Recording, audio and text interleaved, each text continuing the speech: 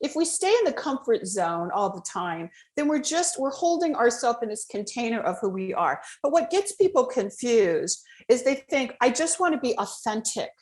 Great, you are authentic, but you can be authentic and boring as shit, okay, or hell, whatever word, right?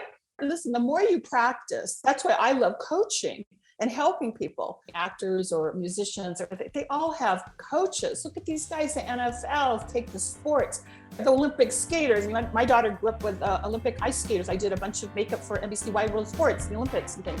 So, but these people are so good at what they're doing, but they still have a coach. So sometimes you've got to be coached to bring things out even more. I'm Junaid Ahmed, host of Hacks and Hobbies podcast and a digital presence advisor at Humble Zone. This episode is brought to you by Home Studio Mastery. I launched a consultation and course program to help podcasters and course creators to create a space in their homes that'll reduce the friction of creating content and appearing their best when showing up on camera. The pandemic gave us a lot of issues, but this one is here to stay.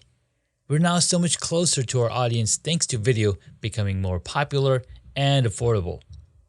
I help guide folks who want to create Hollywood-worthy studios to not only capture great content, but also build more confidence, more authority, and be more comfortable in front of the camera. If I can do it, you can too. And with my help, you can do it faster. So if you'd like to learn more, visit homestudiomastery.com and how you too can create a home studio that brings out your personality, professionalism, and possibilities. Thank you for tuning in to Hacks and Hobbies with your host, Junaid. We're visited by our amazing guests coming from all walks of life who want to learn their story, their struggles, and their journey on how they got to where they are today. So stick around.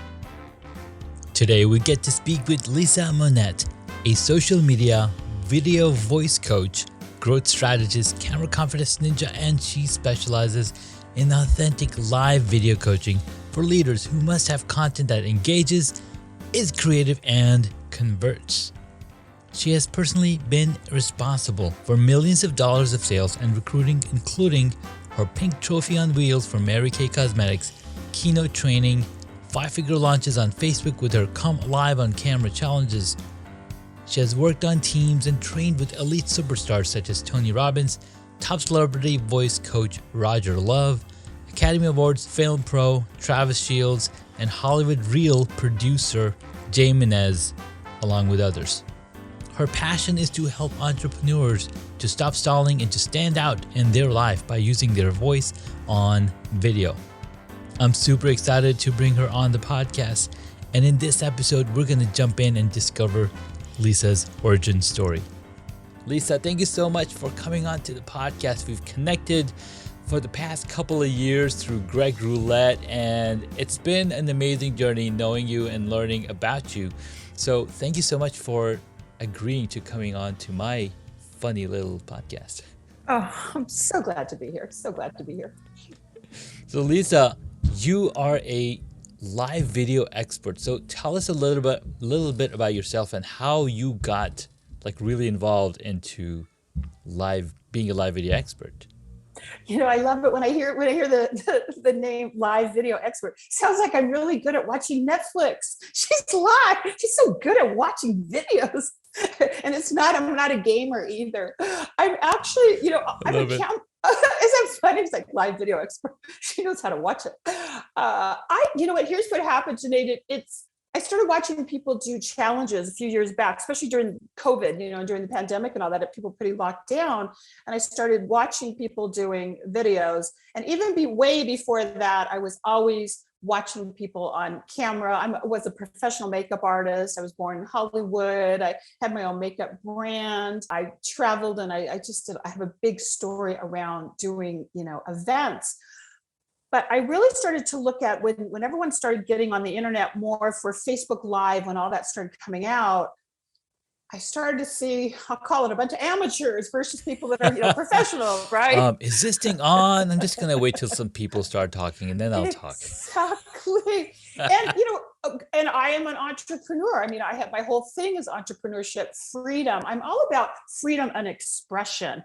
I grew up taking dancing, I'm a creative soul. So what happened is that I started going to Brendon Burchard events. This is a little bit of a story. Is that okay? I'll just kind of tell you what got to answer your question. What is a video expert? Please. I love stories. We're all about stories here. So all of a sudden, I had my makeup business, Badass Beauty TV, which I still have a million clients from that for many, many years. But I take hip hop. I'm a dancer. So I've been dancing with a kind of a big influencer, Shalene Johnson. And she told me, she goes, you got to see this Brendon Burchard guy. He's kind of trending really big. It was about 8 years ago. And I went to his events, and then all of a sudden I loved it. And I was always getting people to get up on the camera and get up and dance in the room. I started everybody knew me in the place. There's that Lisa chick that always gets people to come more alive when they're, getting in front of people. So then there was an event that I went to called World's Greatest Speaker. Have you ever gone to that? Did you ever go to World's Greatest Speaker? I have not, no. You know who Bo Eason is? You follow Bill Bo Eason. Have you ever seen Bo? I wish. I'm sorry. I'm too new to this world. No, it's good. See, this is, this is great, Janae, because that's what sometimes people think. Well, everybody knows what I know. Everyone's doing the same. No, they don't, you guys. They actually don't. And the only reason you think they do is the algorithms are showing you the same stuff that you like. Exactly. They go, oh God, doesn't everybody? No. These people here, they've never even heard of what you're talking about. So they did an event, and there was 3 of them. One was Bo Eason, who was an ex-NFL football player, and then he teaches people how to tell their story. So he did a Broadway play called Run to the Litter, really great guy. And then they brought on this celebrity voice coach, a guy named Roger Love. So Roger Love ended up coaching Tony Robbins, and he did Reese Witherspoon and Joaquin Phoenix, and just billions of dollars of Grammy Award winning and actors and all kinds of stuff. But he wanted to get into the online space. There's a lot of people that were in the offline space, on television, whatever, name all these subjects, and they didn't know the online space. Go back to the online. So anyway, I went to an event with him, and go ahead. Go back to where Roger Love wanted to come onto the online space. So all these celebrity professionals that were actors and musicians or sports figures, whatever it is, they were not on the online space. So Roger kind of got with, Brendon Burchard, who was on the online space.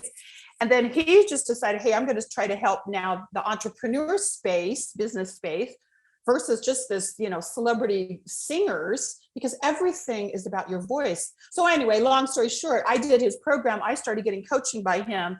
And then they asked me to be in their program as a support person. Then I became the head schmoozer, and it was like, oh, we love Lisa. They kept bringing me on the events. So I keep getting known for being on these events. So one time, check this out. So I go to a studio in Hollywood, and I'm a speaker. I've been in all kinds of different arenas where I've been, guest speaker, national speaker, trainer. So I go into Hollywood. You would love this today. He has this office, had these Grammy awards, billions of dollars of from the Beach Boys all the way to Michael Jackson to Gwen Stefani. I'm not joking. Mm-hmm. So Roger when I saw him on the stage, you go, hey, he's my people. He's from LA. I'm from LA. He's down to earth. I'm down to earth. He's funny and outgoing. I'm funny and outgoing. I want to work with him. So I started to work with him. So he started coaching me, and he says, Lisa, and he has, I learned his techniques, and that's part of what I do in my coaching. But one of the things that just blew my mind is he says, all right, listen, he goes, tell me your story. Tell me something. Just talk. So it's just about, it's not about the words. It's about the emotion. People think they got to get all these words out, right? It's never about the words. You're not getting paid by your words. You're getting paid by what your emotions are evoking. So anyway, he's asking me about what I did. And I just kind of told him about my makeup business, and I want to help people and all this stuff. And he goes, listen, because first of all, that sounds depressing. I said, it's because I'm not used to you. You kind of scared me. So then he says, you know what? I want to give you a tip. He goes, you really need to be louder. And I went, what? What do you mean? He goes, no, your voice needs to be louder. I go, what do you mean it needs to be louder? My whole life they've been saying, Lisa, bring it down. You're kind of loud. And I went, I love it. So anyway, he says, someday you're gonna have a business card. You're gonna be doing what I'm doing because you have so much charisma. So he just gave me permission to say, listen, if you've got a talent, and you might not be certified in it or whatever, but it's like you're good at it. All of us are good at coaching people for different things. That's how I started being a video expert, camera confidence person. Oh my God.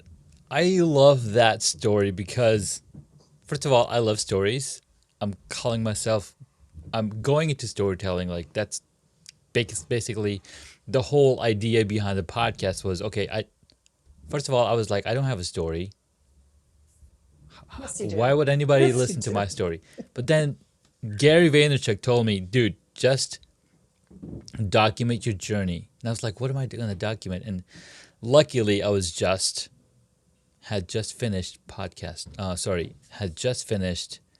my beekeeper class. I'm a beekeeper. Wow. Back in 2018, I took an 8-week beekeeping class and became a beekeeper. And I started documenting the journey on the podcast. So you can still go and listen to the first episode. I'm like, I have no idea what I'm doing, but I'm going to talk on this phone. I can see you with the little hat and the whole thing and out in the country. Yes, I got the whole outfit because Listen, if Hollywood was casting you, central casting, they could cast you in so many roles, from terrorist to Santa to beekeeper to daddy. I have a million ideas for you, for your character. Okay, if you get bored. Thank you so much, because I have a backstage.com profile. I've been on 4 different things. I did a commercial for Kaiser. I did a commercial for... I know my people. So it was a lot of fun. So thank you so much for telling me that story, because you're right. The more animated we are, the more emotional we are with our stories, the more connection we create. And this is really good because in about a month and a half, I got to go up on stage and talk about home studios at PodFest. And I'm still figuring out, okay, how do I even start? So this is going to be really good because you're an expert at live video, at live anything, right? We're live no matter where we are. So this is going to be great. What's keeping you motivated to keep coming back and doing this? Yeah. Oh, wait, back up because I like what you were saying about you going to be going on stage. I wanted to answer. Right, so I'm going to be going on stage and I'm still figuring out what story that I'm going to share about home studios. I mean, I do have a story that I'm thinking that should work. It should make a point. But being a podcaster, being somebody who wanted to create video, I solved my own problem. So this is great. So I coach on this exactly a lot, because sometimes people, it is kind of, we're kind of caught up now with all the stories and reels and we're going to have to knock things. Well, this is interesting. Yeah. What if you were to reverse engineer it? I had somebody speak the other day. It was like she spoke with this group and I watched it and I gave her feedback. I'm mentoring her and I said it was too long. It was just too much. I said she was trying to. You'll fill up the space of what they give you. By the way, they give you 20 minutes. 20 minutes, right? So I say, let's get what is the number one thing you want them to feel by watching you, because the feeling, people like, well, I don't know. How do you even define that? Well, if they were watching, am I saying it right? Junaid, like lemonade. Yeah. Yeah, I like it. I go, Junaid. I like that name. It sounds so good, but maybe I'm making up the enunciation because I'm a voice coach. But I think if you were to really look at what is it that we really want them to come away? Are they going to be bored watching you? Are they going to be excited? What are they going to think by watching you? Now, you can't control it, but what you can control is how you're showing up. And showing up has a sound. That's why I love my mentor. That's why I study this, just like you study equipment and video and all that. It's just so amazing. We're so similar because we care about aesthetics. Like, how is it looking? How is it sounding? You're a major on the sound. I'm a major on the sound of what is your voice. I've seen these mega tunnels, funnels, and websites that are beautiful, and they're this and they're that. They speak on the camera and it's a dud. It's Yeah. a dud. So I think, It's yeah, right. What have you seen? it's like I saw this beautiful page and then I turn the video. I'm like, I can't hear the audio. The lighting is all off. You know what I say? I tell my people, I said, listen, don't make your audience run on a treadmill, because you don't want them to do the work. They need to step back and watch you and maybe take action by questioning. I think that's another thing too. I mean, I'll work with you on that if you need ideas, because Oh yes, please. but it is about testing. And I think with your tone of voice, because you do have more of that monotone, deep voice, you're kind of that tech serious person. We're gonna light a fire on your butt, but not a fake fire. Right. Oh yeah. I think you can do so much with that voice of yours. Well, thank you so much. You're going to change who you are. I tell people that, like, listen, none of us are going to really change who we are, but sometimes we might pace a little bit more. We might, I teach, you're talking about some tips. Can I share? Oh yeah, we can jump right into it. Yeah. Yeah. Like, well, one of the tips, I mean, I know this sounds like jargon to some people who have studied, theater or voice and stuff, but most people haven't. I never did. I never analyzed how I sound, but great speakers do about 5 different things. One is that they've got a pitch, okay? It's going to be high when they get excited, or it's going to be low, like really low down here, or you're in the middle. You kind of have, but if you keep the pitch at the same all the time, it really becomes monotone. Yeah. So that, that can bore people. And then another one, the pacing. You kind of are a pacer. You pace pretty good, right? I mean, we all do. I think so. We're kind of pacing.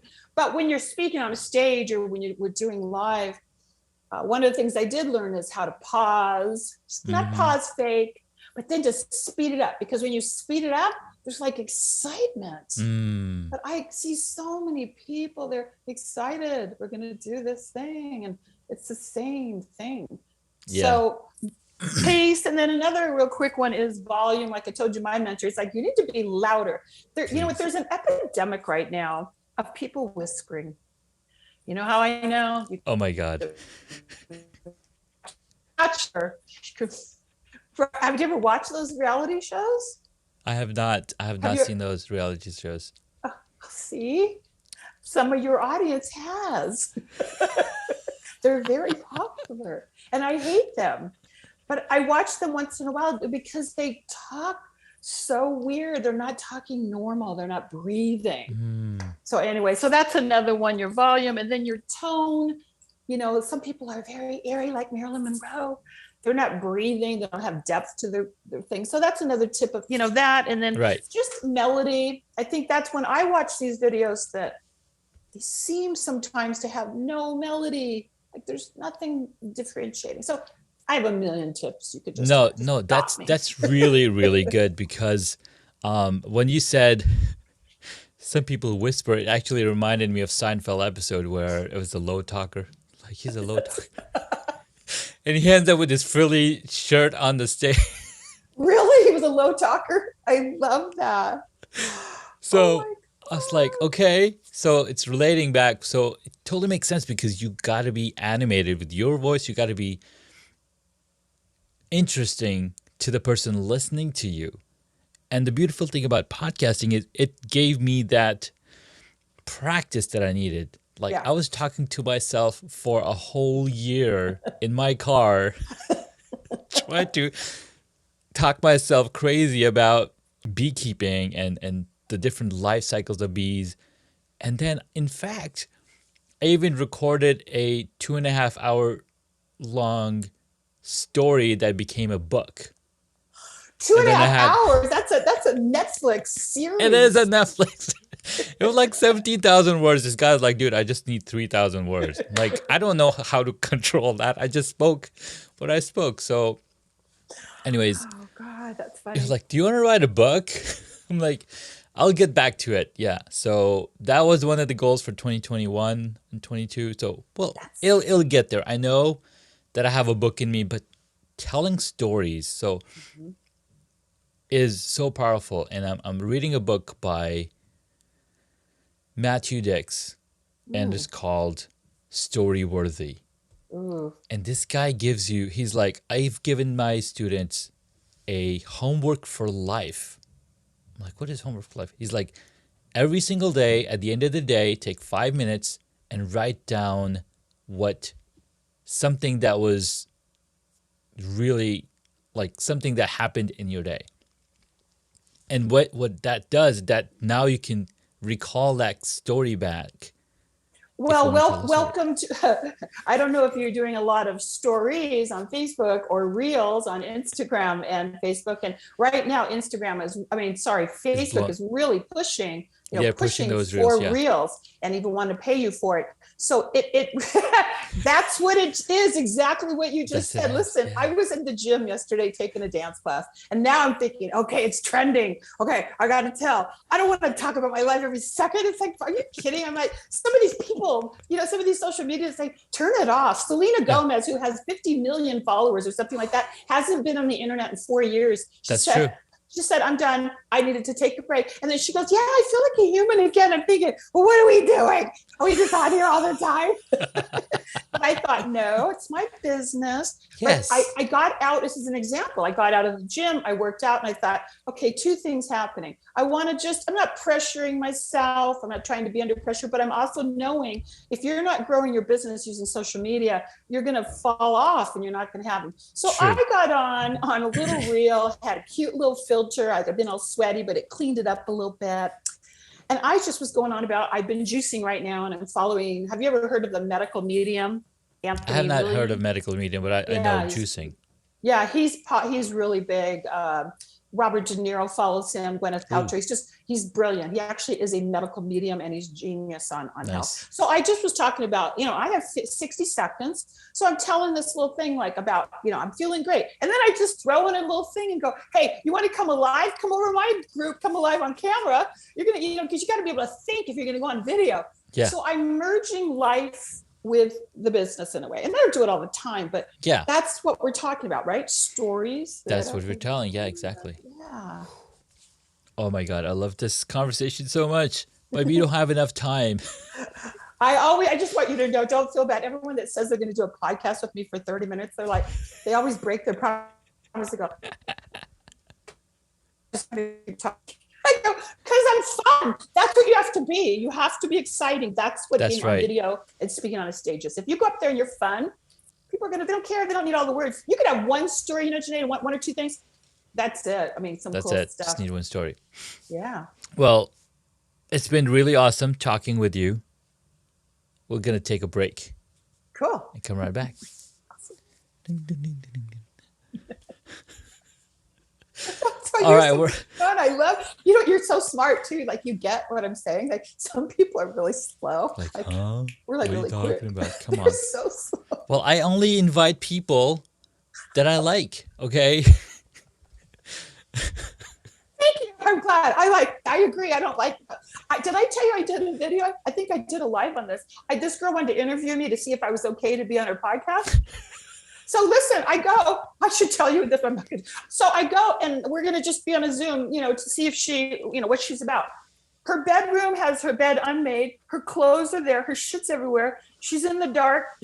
And all she did was talk. Then she tells me, okay, so tell me what you do. The whole time was her. And I'm thinking, I said, well, first of all, let me ask you a question. Is that your set? So I must have turned her off because I'm sorry, you just meeted me for the first time with that shit behind you. And then I tell her my soul. I said, well, this is what I talk about. I told her all my stuff. And she looks at me and she goes, I don't really think people are interested in that. I go, really? So I started laughing. I go, for 1 second I was going to do a Will Smith. And then I thought, no, now we have a new name.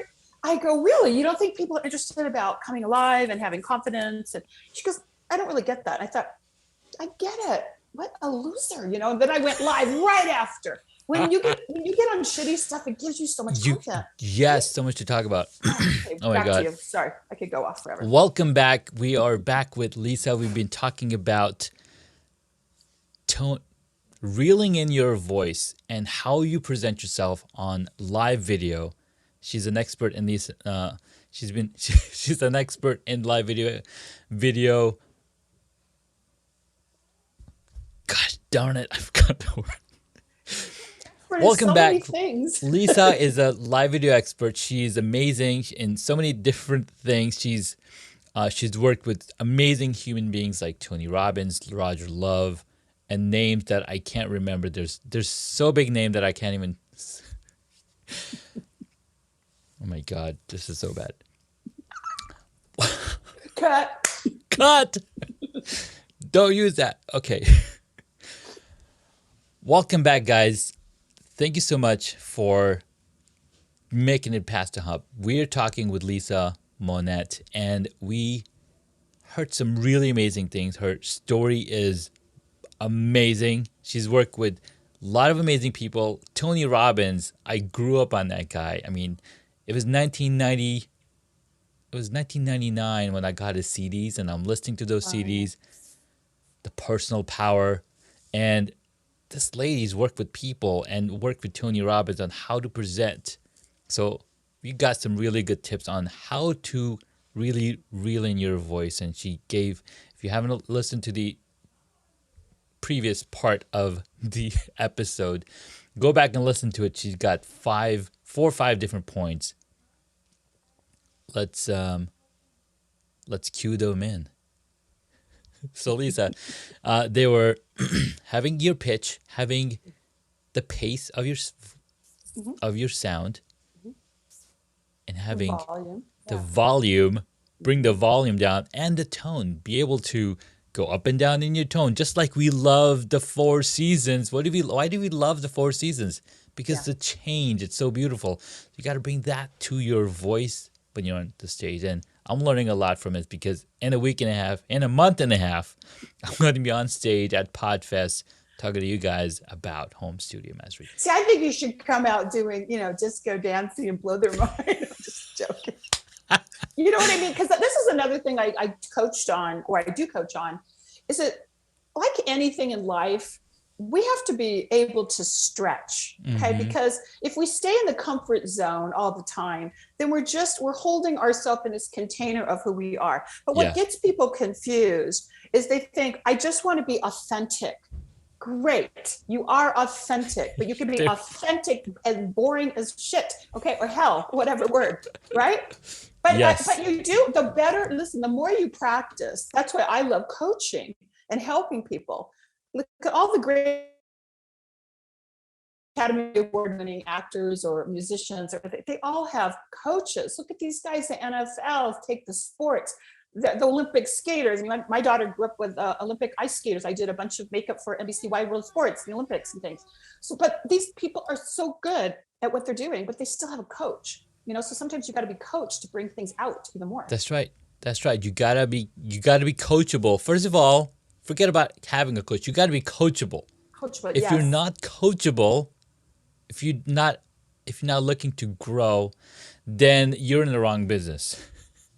Right. And so when you stretch, so that's the point. Like I'll give people exercises sometimes in my challenges or my workshop, is to try something you haven't done before.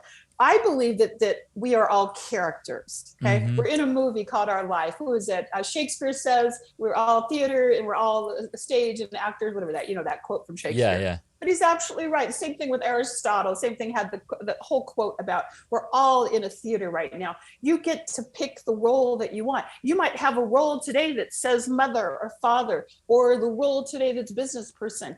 But the point is, we don't have to put on nowadays what's changed, which makes it great, is so many people are all like stuck that they have to have the corporate voice. This is my corporate voice. This is my podcast voice. This is my stage voice. No, how about just you? Like I talk like this everywhere, right? Can we just bring you? Yeah, exactly. Yeah. But if you do have 500 people or 1,000 or 3, it's the volume that will hit it. But the same thing, if you've got good microphones, as you well know, we don't have to yell. We're not trying to get to the back of the rafters. Sometimes people overdo it. Yeah. But it's a game. I think it's a game, and you get to play and you get to test it. My thing is, I love live because I don't know what's going to come out of me. I do have a system that I use, that I teach, but then at the end of the day, I let it go. Whatever flows out, it's what I did, You guys that edit. Now I've done, of course, I love editing, but you guys cheat. You're like, oh, we're going to cheat. We're going to take that out. Hey man, try talking right now with no editing, right? Amen. Absolutely. That's why I limit how much edits we're doing. Make sure that it's like, sometimes we have a conversation, we don't have to edit anything at all. We just put the intros and the outros, and we're good to go. Uh-oh. But sometimes you make mistakes, and that's totally fine. Just totally fine. I love editing, and I love filters. Just joking. Gotta use filters. All right. So towards the end of the episode, I like to do these fast questions, and Okay. if you don't remember your answers from the questionnaire, don't worry about it. Nobody else sees it but me. All right. What is the one hobby that you wish you got into? Oh, hobby. I remember you asked that question. One that I wish for sure would have been playing the piano. I grew up taking ballet and jazz, and I took training with the cast of West Side Story. And I always was around musicians and singers and dancers. And I remember taking jazz classes and even ballet classes where they'd be in there live with the piano. So Nice. I think that's one hobby. I have many, but probably more sailing. I'd love to have sailed more. My dad had a sailboat when we were growing up, and then we had to get rid of it because my mother was scared to death because my dad had no sailing skills. But sailing. Well, you and got to playing the start piano. somewhere. Exactly. Listen, you want to hear a quick story? So I remember being 5 years old. We go to Catalina, right? Island outside of California. Mhm. And my dad is heeling over 36-foot sailboat, right? And he's got his family. I'm 5, my sister, I was like 10. And my mother's petrified. The boat is looking like it's going to just dip. And I remember as a little kid, all I remember is going, wow, this is so much fun. And I put my hand down in the water.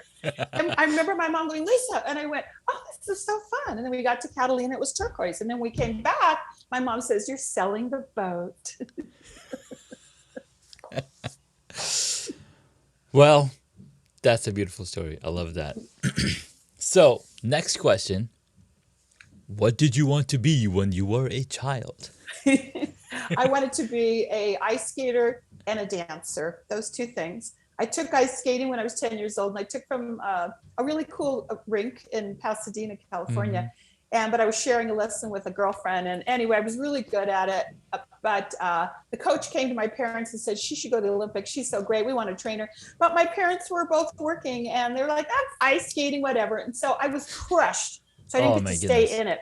So that when I was a little kid, but my daughter ended up skating with Olympic champions. That's there you go. There you go. And then I wanted to be a dancer. I took dancing my whole life with the best trainers in Hollywood and LA. And there just was no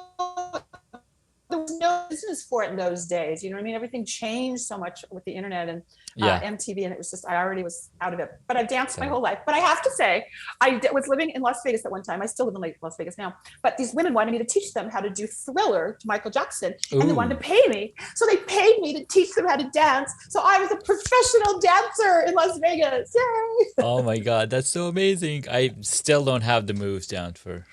I know. It's fun. I'll teach you if you need it. Awesome. Next one. What is your favorite movie or TV show? Oh, wow. What did I say on the thing? I have so many. Gosh. Just pick one. When people ask you what's your favorite movie, you know how those of us that watch 1,000 movies would go, oh, yeah. What year when I was born? Which year are you talking about? What are we talking? West Side Story when I was, a little girl? Are we talking, The Godfather and then 70s, 80s?